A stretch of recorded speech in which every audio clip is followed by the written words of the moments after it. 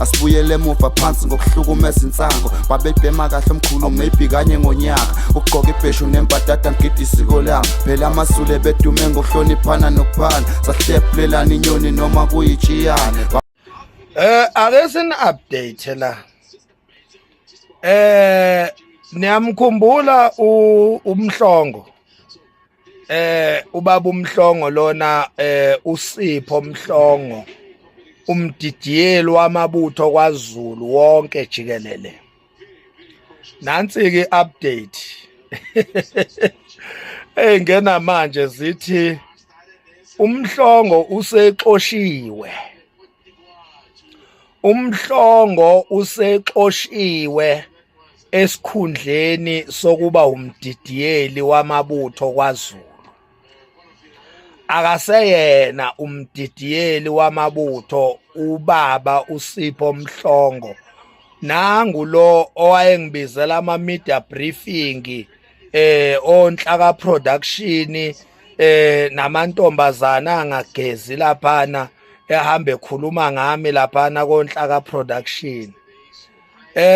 Usexoshiweke bengilindele phela ukuthi onhlaka production bazobuya phela bazona update ngoba ibona ababegugusheka nobaba umhlongo lana benza ama media briefing bethi bazama ukufunana nami.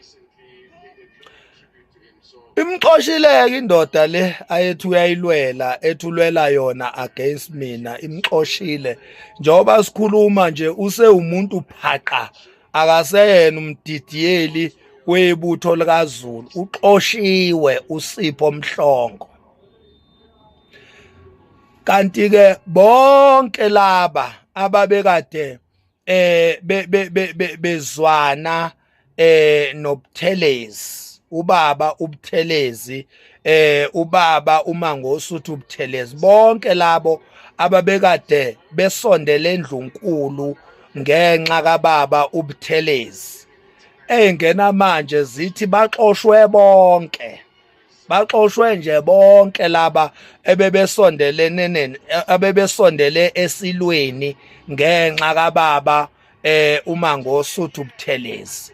Kusukela kumdidiyeli wamabutho nabo bonke laba abebekade beseyikhundleni laphana besondele eduze kwesilo behlangene laphana benza media briefing bethi bazama ukufunana nami bengisongela bethi bazongiqondisa bazongithinta bazongibulala bekhipha 20,000 beyiteki bethi akufunwe mina bonke ubaxoshile lo ababeyitshela ukuthi balwela yena ubaxoshile bonke.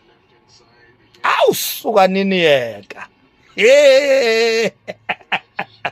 izodlala iTV wathinta uMakhanya udakwe yini wathinta uMakhanya udakwe yini wathinta uMakhanya udakwe yini wathinta uMakhanya udakwe nginhlula mina awuyadlala mina ngingqongqe engqondongqonde enqoba ngokukhasha qalo ogqokweni ibaqobela amaqatha aseqolo maqede baqhaqhaze nina izibongo zami zi-interpreteka phambi kwenu. Izibongo zami incazo nje ukuthi zisho ukuthini ezami izibongo ziya-interpreteka nje automatically phambi kwenu. Inini eseningachazela mina ukuthi zisho ukuthini izibongo zami. Nina seningangichazela nina seningabhala incwadi ngami nina nichazele nje abantu abangazi ukuthi zithini izibongo zikaMax umfo kaMakhanya. Nina seningatolikela abantu ukuthi izibongo zikaMax umfo kaMakhanya zithini zisho ukuthini. Ya uSipho Mhlongo uxoshiwe kwathiwa gede eNdlunkulu phuma ebuthweni likaZulu akaselutho. Bengithi nje angini update bakwethu kuloko ukuthi ningasali ezindaba. Asibuyele emuva phansi ngokuhlukumeza insango babebhema kahle omkhulu maybe kanye ngonyaka ugqoka ibheshu nembadada ngidi isiko lami phela amasule bedume ngokuhloniphana nokuphana sahlephulelana inyoni noma kuyijiyane.